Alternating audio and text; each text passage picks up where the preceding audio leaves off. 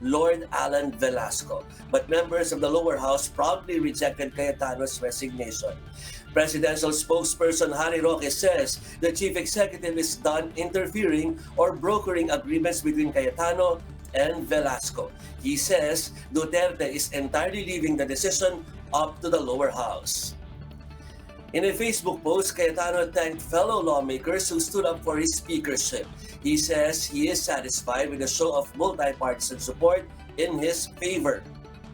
Cayetano says it's now time for Congress to move on and craft a budget it can be proud of, one that will put the country on solid footing to full recovery. Meanwhile, Anak Kalusugan Party List Representative Mike Defensor allayed fears that the lower house's decision might cause a rift between lawmakers and the president, who brokered the term-sharing deal himself. Speaking with the chiefs, Defensor says it's unlikely that the president will harbor ill feelings as long as the chamber still gets its job done. Pagdating naman kay Presidente, I do not see any conflict with that because as far as I'm concerned, if I have a Congress, both the House of Representatives and the Senate, what's important for me is I achieve my legislative agenda. Kung ano yung kailangan na sinabi kong kailangan kong magawa sa pagtatapos ng aking termino bilang Presidente, yun ang kailangan gawin. Eh kung ang hirap naman nata nung parang lahat, oo, and yet they're not able to deliver the legislation that is required by his economic managers, those who are in charge of the health sector, which are very critical and very important now that we have COVID. Meanwhile, the Justice Department will formally file charges against former Philhealth CEO Ricardo Morales and 6 others before the Office of the Ombudsman today. The Philhealth Investigation Task Force, led by the DOJ, earlier recommended the filing of malversation charges against Morales and Senior Vice President Renato Limsaco Jr. in connection with the alleged anomalous disbursement of IRM funds. The agency likewise recommended charges against 6 other Philhealth executives for violations of the Anti-Graft and Corrupt Practices Act. We'll be back with more stories after the break. Keep it here on One News.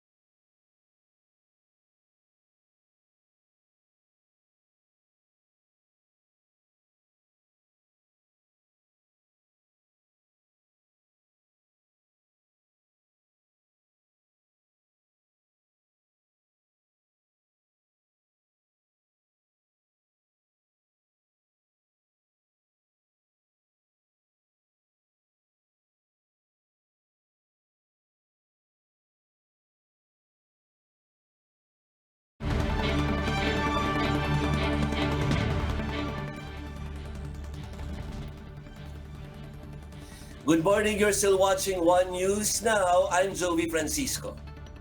The Labor Department sees unemployment rate in the Philippines dropping to about 10% by the end of the year.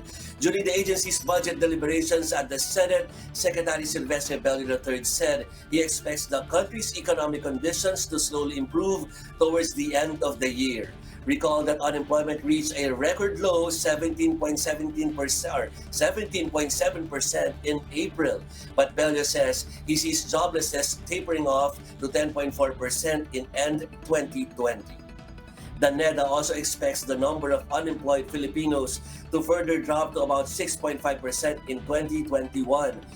Meanwhile, Bello said employment opportunities still abound in healthcare and other related industries.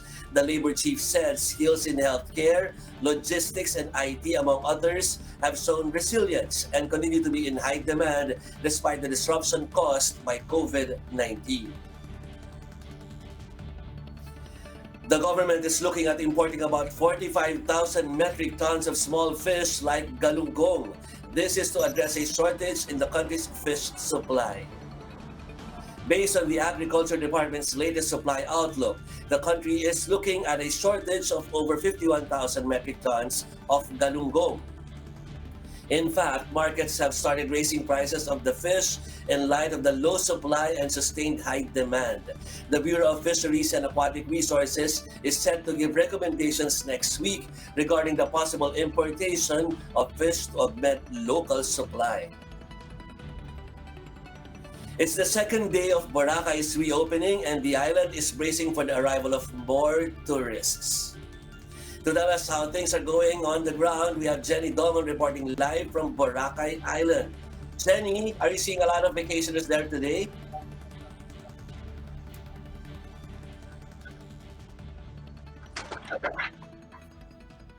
Jenny?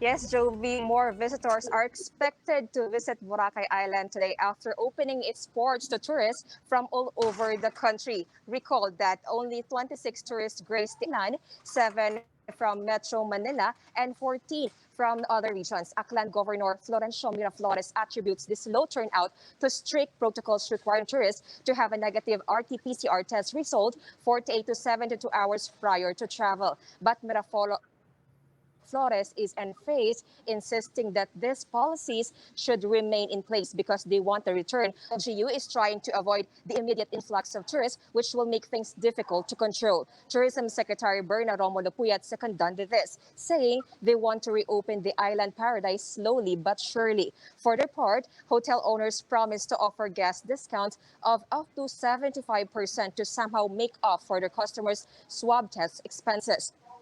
Right now, the top priority of the LGU and DOT is the safety and well-being of both tourists and residents of Boracay. So guests must expect stringent restrictions in the famous tourist destination. Visitors are urged to be responsible, to respect and follow the rules, and to never be too complacent in adhering the minimum health protocols in the island, even on vacation. Meanwhile, Governor Miraflores assured tourists that the appropriate COVID-19 response is in place.